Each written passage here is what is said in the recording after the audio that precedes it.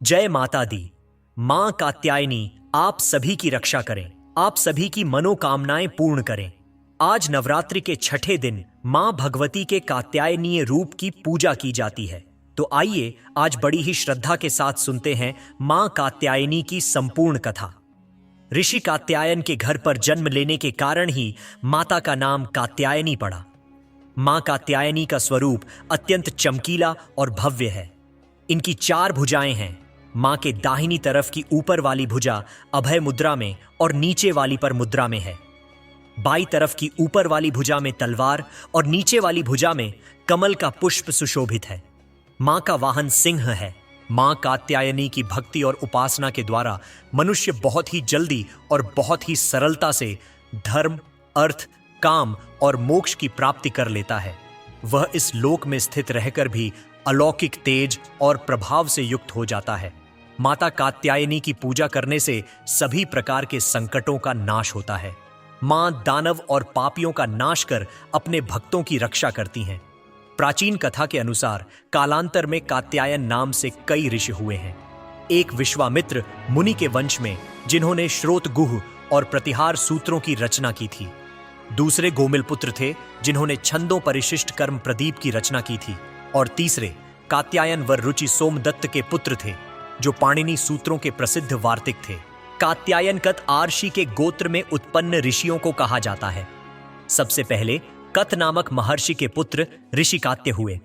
इन्हीं कात्य के गोत्र में विश्व प्रसिद्ध महर्षि कात्यायन उत्पन्न हुए, जिन्होंने भगवती जगदम्बा की कई वर्षों तक बड़ी कठिन तपस्या की थी। फिर एक दिन प्रसन्न होकर देवी जगदम्बा ने कात्यायन आर्षि को दर्शन दिए और तब कात्यायन ऋषि ने उनसे अपनी पुत्री के रूप में अपने घर पर जन्म लेने की प्रार्थना की। तब देवी ने कात्यायन ऋषि को यह वरदान दिया कि वह पुत्री के रूप में उनके घर पर जन्म लेंगी। और इस प्रकार अपने वचन का पालन करते हुए देवी जगदम्बा ने कात्यायन ऋषि के यहाँ जन्म लिया और फिर महिषासुर दैत्य का वध किया। एक और कथा के अनुसार भगवान श्री कृष्ण को पति रूप में प्राप्त करने के लिए ब्रज की गोपियों ने इन्हीं देवी की पूजा कालिंदी यमुना के तट पर की थी। और देवी कात्यायनी को ब्रजमंडल की अधिष्ठात्री देवी के रूप में भी पूजा जाता है। दरअसल ब्रज की गोपियां सांवले सलोने श्री कृष्ण पर अपना सब कुछ न्यौछावर कर चुकी थीं। अब उनके जीवन में इच्छा थी तो केवल एक बार श्री कृष्ण के चरणों का कृपा प्रसाद पाने की। सोते जागते, उठते बैठते, खाते पीते, हर समय यानी कि जीवन की प्रत्येक गति में उन गोपियों के तो मन में श्री कृष्ण ही बस गए थे। उन्हें आवश्यकता थी तो केवल श्री कृष्ण को रिझाकर उनके कमल रूपी श्री चरणों में आश्रय प्राप्त करने की। और जब श्री कृष्ण मथुरा चले गए तब सारी गोपियां बेचैन हो गईं, व्याकुल हो गईं। इन्हीं व्याकुलता भरे क्षणों में किसी ब्रज गोपी ने अपनी दादी नानी के मुख से यह सुन लिया कि कात्यायनी देवी व्रत के अनुष्ठान से मनोवांछित वर प्राप्त होता है। बस फिर क्या था, ब्रिज की सभी कुमारी गोपियों ने नंद बाबा के लाडले कामदेव की छवि को धूमिल करने वाले और सूर्य की आभा से भी अधिक दिव्यमान गोविंद माधव को प्राप्त करने के लिए मन में दृढ़ विश्वास रखकर सामूहिक रूप से देवी कात्यायनी को प्रसन्न करने के लिए कात्यायनी व्रत करने का संकल्प एक साथ ले लिया। ब्रज गोपियों ने अपने प्राण प्रियतम को प्राप्त करने के लिए मां कात्यायनी के पूजन का व्रत विशुद्ध भाव से प्रारंभ कर दिया।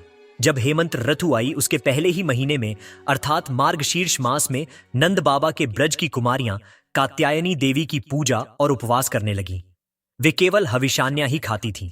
वे कुंवारी गोपियां पूर्व दिशा का सूरज लाल होते होते यमुना जल में स्नान कर लेती, यानी ब्रह्म मुहूर्त में उठ जाती और तट पर ही देवी की बालुका से मूर्ति बनाकर सुगंधित चंदन पुष्प, तरह तरह के नैवेद्य, धूप, दीप, छोटी बड़ी भेंट की सामग्री, आम अशोक के पल्लव फल और चावल आदि से उनका पूजन करती। साथ ही कात्यायनी महामाय महायोग योग न्याधीश्वरी नंद गोप सतम देवी पति में कुर्ते नमः इति मंत्रम जपन्यस्ताम पूजाम चक्र कुमारी कहा। इस तरह मंत्र का जाप करती हुई वे कुमारी गोपियां देवी कात्यायनी की आराधना किया करती।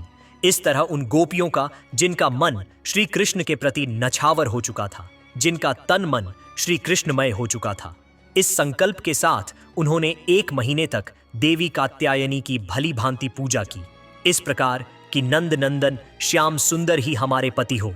वे प्रतिदिन ब्रह्म मुहूर्त में ही नाम ले लेकर एक दूसरी सखी को पुकार लेती और फिर एक दूसरे के हाथ में हाथ डालकर ऊंचे ऊंचे स्वर से भगवान श्री कृष्ण की लीला और नामों का गान करती हुई यमुना जल में स्नान करने के लिए जाती।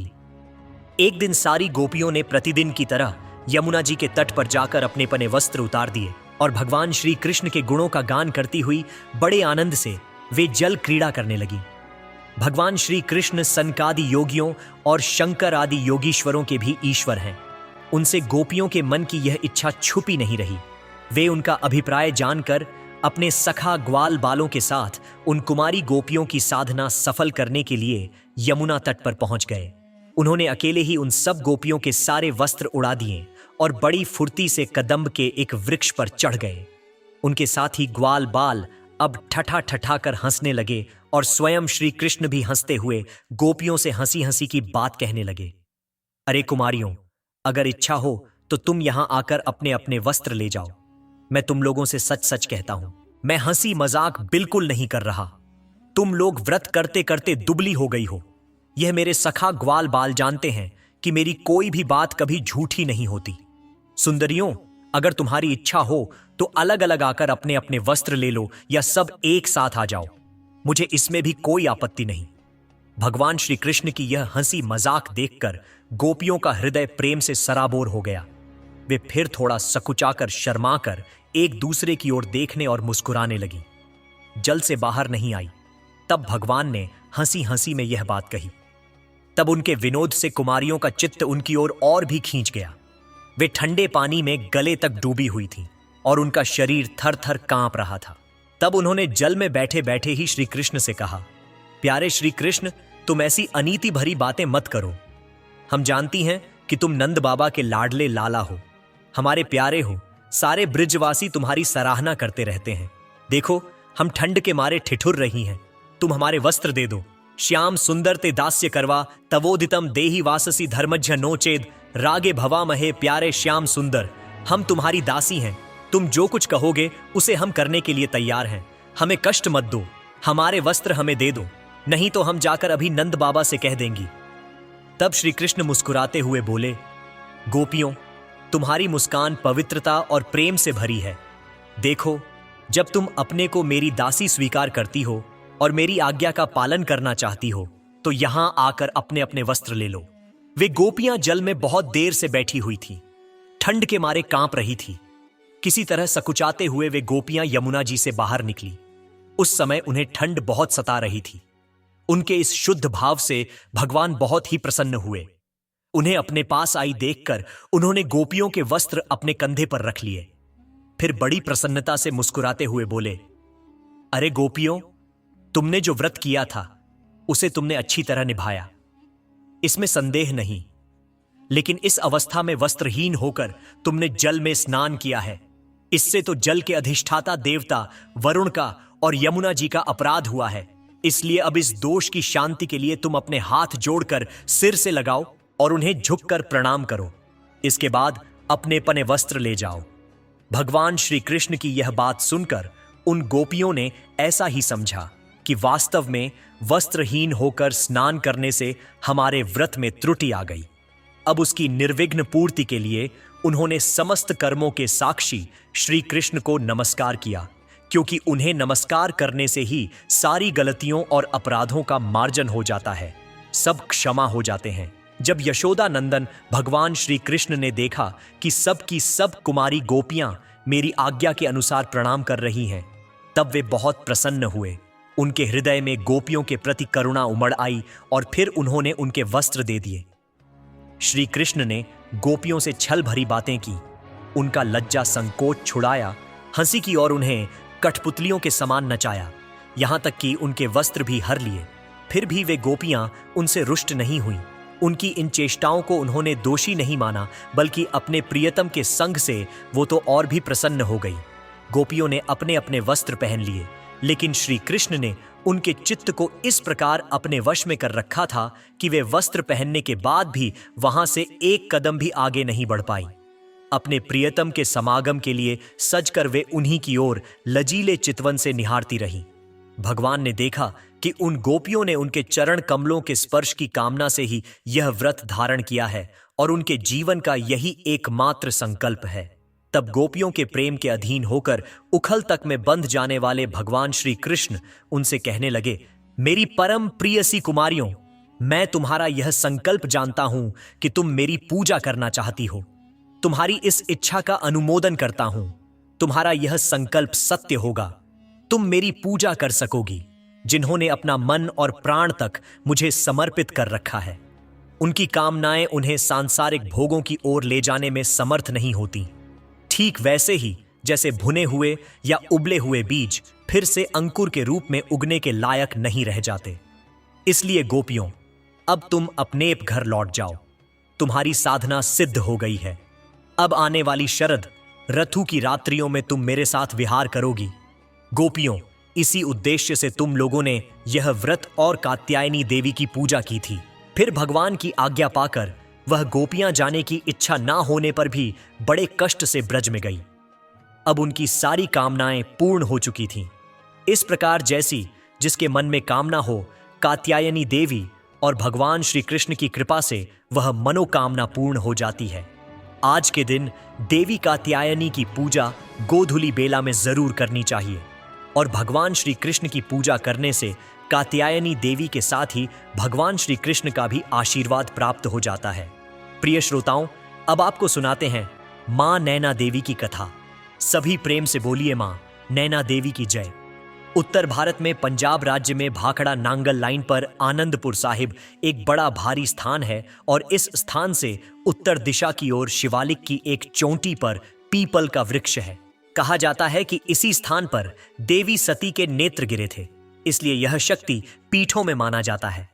यहां पर भगवती नैना देवी का मंदिर भगवती मंदिर के नाम से है और इस पहाड़ी की चढ़ाई लगभग 12 किमी है। इस दिव्य मंदिर के विषय में बहुत सारी कथाएं प्रचलित हैं। एक कथा के अनुसार इस पहाड़ी के समीप के इलाके में कुछ गुर्जरों की आबादी रहती थी। उसमें नैना नाम का गुर्जर देवी का परम भक्त था। वह अपनी गाय, भैंस आदि पशुओं को चराने के लिए इस पहाड़ी पर आया करता था। इस पर जो पीपल का वृक्ष अब भी विराजमान है, उसके नीचे आकर नैना गुर्जर की एक अनब्याही गाय खड़ी हो जाया करती और उसके स्तनों से अपने आप दूध निकल पड़ता। नैना गुर्जर ने यह दृश्य कई बार देखा। वो यह देखकर सोच विचार में डूब जाया करता था कि आखिर एक अनब्याही गाय के थनों में इस पीपल के पेड़ के नीचे आकर दूध निकल जाता है। आखिरकार एक बार उसने उस पीपल के पेड़ के नीचे जाकर जहां गाय का दूध गिरता था, वहां पड़े सूखे पत्तों को हटाना आरंभ कर दिया और पत्ते हटाने के बाद उसने जो देखा, उसके आश्चर्य का ठिकाना नहीं रहा। उसे पत्ते हटाने के बाद वहां पर दबी हुई पिंडी के रूप में मां भगवती की प्रतिमा दिखाई दी। नैना गुर्जर ने जिस दिन पिंडी के दर्शन किए, उसी रात स्वप्न में उसे मां भगवती के दर्शन हुए। मां ने उससे कहा कि मैं आदिशक्ति दुर्गा हूं, तू इसी पीपल के नीचे मेरा स्थान बनवा दे, मैं तेरे ही नाम से प्रसिद्ध हो जाऊंगी। नैना मां भगवती का परम भक्त था। उसने प्रातःकाल उठते ही देवी मां की आज्ञा अनुसार उसी दिन से मंदिर का निर्माण शुरू करवा दिया और मंदिर कुछ ही दिनों में बनकर तैयार हो गया तो शीघ्र ही उसकी महिमा भी चारों ओर फैल गई और श्रद्धालु भक्तजन दूर दूर से आकर इस स्थान पर मां भगवती के दर्शन पाने लगे। देवी के भक्तों ने अपनी सामर्थ्य अनुसार वहां पर मां भगवती का सुंदर भव्य और विशाल मंदिर बनवा दिया। समीप एक गुफा भी है जिसे नैना देवी की गुफा कहते हैं और भक्त इसके भी दर्शन करने आते हैं। सभी प्रेम से बोलिए मां नैना देवी की जय। जम्मू के महाराज चंद्रदेव बड़े धर्मात्मा और दानी थे। उनके यहाँ हजारों दिन दुखी नित्य भोजन पाया करते थे। राजा को किसी भी प्रकार की कोई कमी नहीं थी। उनकी कोई संतान नहीं थी, बस यही उनका एकमात्र दुख था। एक दिन राजा और रानी हरिद्वार स्नान करने गए और तब वहां उनकी भेंट महात्मा हंसदेव जी से हुई। महात्मा अंतर्यामी थे। वे राजा के दुख को जानकर कहने लगे, राजन, अगर तुम चंडी देवी का यज्ञ करो तो तुम्हें संतान प्राप्त हो सकती है। महात्मा जी की आज्ञा मानकर वापस आकर राजा ने चंडी देवी के प्रति यज्ञ करवाया। मां चंडी की कृपा से उन्हें उसी साल एक कन्या प्राप्त हुई। उसका नाम चंद्रभागा रखा गया। दूसरे ही वर्ष उनके एक पुत्र भी हो गया जिसका नाम चंद्रशील रखा गया। कन्या के युवा होने पर उसका विवाह महेशपुर के राजकुमार के साथ करवा दिया गया। कुछ समय के बाद राजकुमार चंद्रशील का विवाह भी था तो महात्मा हंसदेव जी भी जम्मू पधारे। वहां उन्होंने राजकुमारी चंद्रभागा का ललाट देखकर कहा कि 7वें दिन ही यह विधवा हो जाएगी। इस पर तो सब संबंधी महात्मा जी के चरणों में गिरकर उपाय पूछने लगे। हंसदेव जी ने कहा, यहां त्रिकूट पर्वत पर माता वैष्णो देवी का निवास है, अगर उनकी कृपा हो जाए तो मृत्यु टल सकती है। ठीक 1 सप्ताह बाद ही राजकुमार शांताकार के सिर पर पेड़ की डाल गिरने से उनकी मृत्यु हो गई और इस प्रकार अकाल मृत्यु के कारण चारों ओर शोक फैल गया। तब चंद्रभागा ने प्रण लिया कि जब तक वैष्णो देवी उसके पति को पुनर्जीवित नहीं कर देती वह भोजन नहीं करेगी। इसके बाद उसने पति के शव को भी सुरक्षित रखवा दिया। निराहार व्रत करते हुए चंद्रभागा को 9 दिन बीत गए। 10वें दिन देवी ने प्रसन्न होकर दर्शन दिए और वर मांगने को कहा। चंद्रभागा ने कहा कि मां, पति के बिना मैं कोई वर मांगने को कदापि तैयार नहीं हो सकती, मुझे और कुछ नहीं चाहिए। इस पर देवी ने शांताकार को पुनर्जीवित कर दिया तो चंद्रभागा ने वर मांगा कि युगों तक देवी उन्हीं के राज्य में निवास करें और अपनी कृपा दृष्टि सदैव बनाए रखें। तब माता ने तथास्तु कहकर यह वर दे दिया और इसी कारण से आज भी भारतीय नारियां घर में जौ बोती हैं और 9 दिन व्रत रखकर अपने सुहाग की मंगल कामना करती हैं। इन 9 दिनों को नवरात्रि कहते हैं। इसमें तीर्थ यात्रा और मां भगवती के दर्शनों का विशेष फल प्राप्त होता है। मां भगवती की एक और कथा के अनुसार एक समय लीलाधारी शंकर देवी सती के साथ नंदीश्वर पर बैठे त्रिलोकी का भ्रमण कर रहे थे तो दंडक वन पहुंचने पर भगवान शंकर ने विरह से व्याकुल होकर घूमते हुए रामचंद्र जी को प्रणाम किया था। इस संबंध में कहा जाता है कि एक बार शिव जी अखंड समाधि में लीन थे। बहुत लंबे समय के बाद जब उन्होंने समाधि खोली तब उनके मुख से पहला शब्द राम निकला। भगवती सती ने उसे सुनकर भगवान शिव से पूछा, प्रभु, यह राम कौन है जिनका आप स्मरण कर रहे हैं? तब शिव जी ने उत्तर दिया, हे प्रिय, राम ही तो मेरे आराध्य देव हैं। वे साक्षात परब्रह्म हैं। वर्तमान में वह पृथ्वी लोक पर मानव शरीर धारण कर उत्पन्न हुए हैं और अब वह धरती मंडल पर लीला करते विचर रहे हैं। धर्म की स्थापना के लिए ही मेरे प्रभु ने यह अवतार लिया है। मैं तो उन्हीं का स्मरण कर रहा हूं। यह सुनकर देवी सती के मन में संदेह हुआ कि अगर राम पूर्ण ब्रह्म है तो वह सीता जी के विरह में व्याकुल हो रहे हैं और एक सामान्य मनुष्य का सा व्यवहार क्यों कर रहे हैं? क्यों नहीं वे अपनी पत्नी सीता जी को ऐसे ही खोज लेते? वे तो अपनी दृष्टि मात्र से ही सीता जी के बारे में पता लगा सकते हैं और उन्हें अपने पास बुला सकते हैं। अंतर्यामी भगवान शंकर ने जब देवी सती के मन की यह बात जानी कि श्री राम जी के पूर्ण ब्रह्म होने के बारे में देवी सती के मन में शंका है, तब उन्होंने सती से कहा, हे प्रिय, यदि तुम्हारे मन में किसी भी प्रकार की शंका है तो तुम स्वयं अपनी बुद्धि से परीक्षा ले सकती हो। भोले शंकर से स्वीकृति पाकर देवी सती उस स्थान पर पहुंची जहां श्री रामचंद्र जी सीता जी के विरह में व्याकुल होकर भटक रहे थे। उस समय देवी सती ने सीता जी का रूप धारण कर लिया और सोचा कि यदि रामचंद्र जी उन्हें देखकर भ्रमित हो जाएंगे तो स्पष्ट हो जाएगा कि वे पूर्ण भ्रम नहीं हैं। परंतु देवी सती ने जो सोचा उसका विपरीत हुआ। देवी सीता का रूप धारण करके आती हुई देवी सती को देखकर भगवान श्री राम ने उन्हें दूर से ही प्रणाम किया और कहा, हे माता, आप इस वन में क्यों विचरण कर रही हैं और भगवान शंकर कहां हैं? रामचंद्र जी के मुख से माता शब्द सुनकर देवी अत्यंत लज्जित हुई और इस स्वरूप को त्याग कर शंकर जी के पास वापस लौट आई। भगवान शिव जी भी योग दृष्टि से यह सब कुछ देख रहे थे। जब उन्होंने सती को मातृतुल्य सीता जी के रूप में देखा तो त्याग दिया। उसी क्षण उनका त्याग कर दिया। देवी सती के मन में घोर पश्चाताप और दुख हुआ, लेकिन अब और हो भी क्या सकता था? भगवान शिव ने देवी सती से कुछ कहा तो नहीं, लेकिन उसके बाद धीरे धीरे देवी सती को भी पता चल गया कि भगवान शिव ने उन्हें पत्नी रूप में त्याग दिया है। अब यह सोचकर वह दुखी रहने लगी। विधाता का विधान उसी समय दक्ष प्रजापति ने कणखल नामक स्थान पर एक बहुत बड़े भारी यज्ञ का आयोजन किया। यज्ञ में भाग लेने के लिए उन्होंने सभी देवी देवताओं को तो निमंत्रित किया, लेकिन पूर्व द्वेष के कारण भगवान शिव और देवी सती को नहीं बुलाया। राजाओं और देवताओं को विमानों में बैठकर वे यज्ञ में सम्मिलित होने के लिए जाते देखा तो देवी सती अपने पति से भी चलने का आग्रह करने लगी। भगवान शिव ने बिना निमंत्रण के जाना उचित नहीं समझा। तब देवी सती ने पुनः आग्रह किया और तर्क देने लगी कि पुत्री को अपने पिता और अपने गुरु के यहां बिना बुलाए जाने में कोई दोष नहीं। आखिरकार शिवजी ने सती को तो दक्ष के यहां जाने की सलाह दे दी, परंतु स्वयं नहीं गए। देवी सती अपने पिता के उत्सव में जाकर सम्मिलित तो हो गईं, मगर वहां उनका वैसा आदर नहीं हुआ जैसा कि अन्य निमंत्रित अतिथियों का हो रहा था। भगवान शंकर जी की अर्धांगिनी सती ने समस्त देवताओं के साथ पति को ना बुलाए जाने पर और उनका घोर अपमान समझकर वे इस निरादर को सहन नहीं कर सकी। मन ही मन वह अपने को पत्नी के रूप में त्यागे जाने से भी दुखी थी। दोनों ही कारण थे।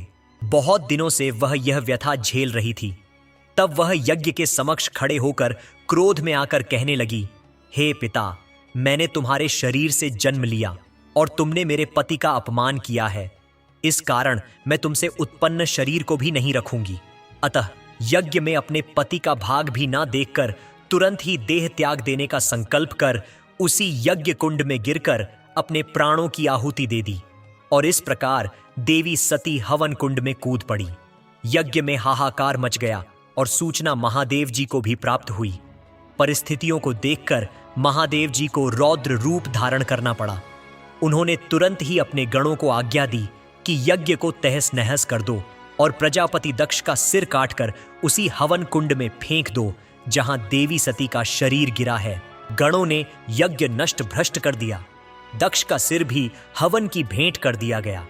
यह देखकर समस्त देवताओं ने महादेव जी से क्षमा मांगी और उनकी स्तुति की।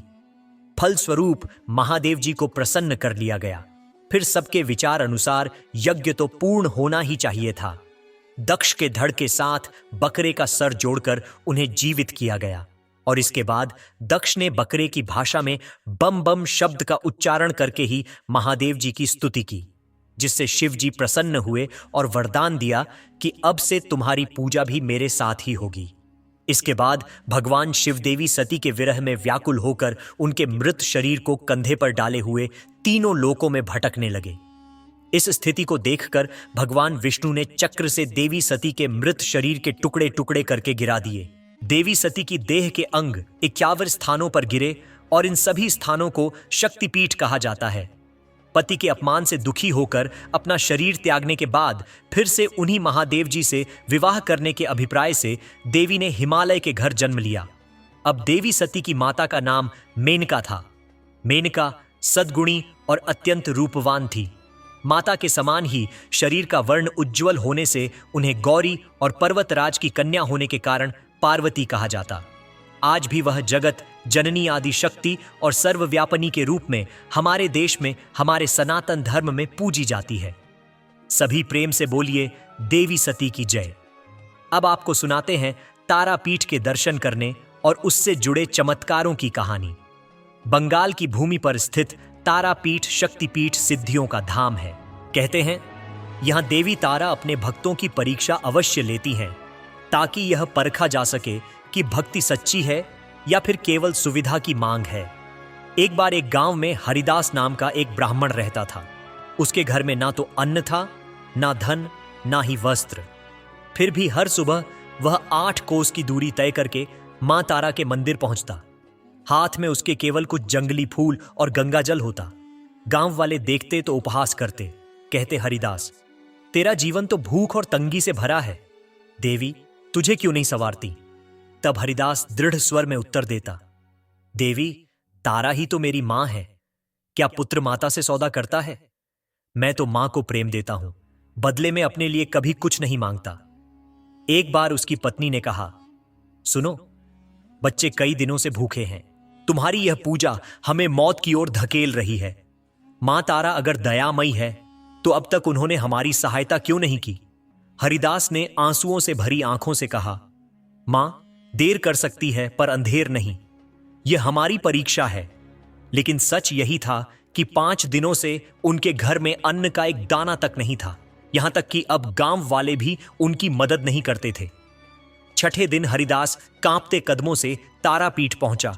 दीपों की रोशनी और घंटियों की ध्वनि के बीच उसने मां की प्रतिमा के सामने गिरकर गिड़गिड़ाते हुए कहा, मां तेरा यह दास भूख सह लेगा, पर मैं अपने बच्चों की व्यथा को नहीं देख सकता। क्या तेरा आशीष केवल राजाओं और धनी लोगों के लिए ही है? क्या निर्धन तेरा पुत्र नहीं है? मां, आज अगर तूने मेरी सुनवाई नहीं की तो समझूंगा कि मेरी भक्ति व्यर्थ रही। मैंने तो यही सुना था कि बिना मांगे मां सब कुछ दे देती है। फिर अब तक मौन क्यों हो? उसके शब्द मंदिर की दीवारों में गूंज उठे। वहां पर खड़े भक्त चुपचाप उसकी पीड़ा सुनने लगे और उसी समय गर्भगृह से पुजारी जी बाहर आए और बोले, हरिदास, आज मां ने भोग स्वीकार नहीं किया। सारा अन्न रात में बदल गया है। भीड़ में मानो हलचल मच गई। लोग कहने लगे, लगता है मां उससे रुष्ट है। पत्थर सा मौन ओढ़े हरिदास वहीं बैठा रहा। उसकी आंखों से आंसुओं की धारा लगातार बह रही थी और उसके होठों से निकल रहा था, मां, चाहे तू क्रोधित हो, लेकिन मैं तेरे चरणों से कभी नहीं हटूंगा। 3 दिन और बीते। हरिदास बिना अन्न और जल के केवल मंदिर की सीढ़ियों पर पड़ा रहा और इस तरह उसका शरीर दुर्बल हो गया, पर आंखें मूर्ति से हटती ही नहीं थीं। नवमी की रात जब पूरा मंदिर दीपों से जगमगा रहा था, डमरू, शंख आदि गूंज रहे थे, तभी अचानक गर्भगृह से तेजस्वी प्रकाश फूटा। मां तारा स्वयं प्रकट हुई, करुणामयी काली काया पर करुणा की आभा और मुख पर शीतल मंद मुस्कान। उन्होंने गूंजती वाणी से कहा, हरिदास, तेरी भक्ति की परीक्षा मैंने ली है। जो भूख और तानों के बीच भी अडिग रहे, वही तो मेरा सच्चा भक्त है। आज से तेरे घर में कभी अन्न का और धन का भाव नहीं होगा। क्षण भर में ही मंदिर के आंगन में सुगंधित प्रसाद का ढेर लग गया। पुजारी और अन्य भक्त आश्चर्य से भर उठे और तभी मां ने हरिदास को एक थाल थमाया। हरिदास रोते हुए बोला, मां, मैं तुझे पाने आया था, अन्न पाने नहीं, पर तेरा दिया यह प्रसाद मेरे लिए अमृत है। मां ने मुस्कुराकर कहा, पुत्र, अब गांव वालों को बता दें, मां तारा कभी अपने पुत्र को भूखा नहीं रखती और उस दिन के बाद हरिदास के घर में कभी प्रसाद समाप्त ही नहीं हुआ। और तारापीठ के इतिहास में यह कथा आज भी गाई जाती है कि मां तारा कुछ भी देने से पहले परीक्षा लेती हैं और फिर मनचाहा वरदान देती हैं। तो प्रिय श्रोताओं, भक्ति केवल सुविधा के समय नहीं, बल्कि कठिनाई में भी अग्र रहनी चाहिए। मां देर से ही सही, पर अपनी संतान की पुकार जरूर सुनती है। यह थी आज की कथाएं। तो भक्तों, अगर हमारी यह कथा अच्छी लगी हो तो कमेंट में जय माता दी अवश्य लिखें।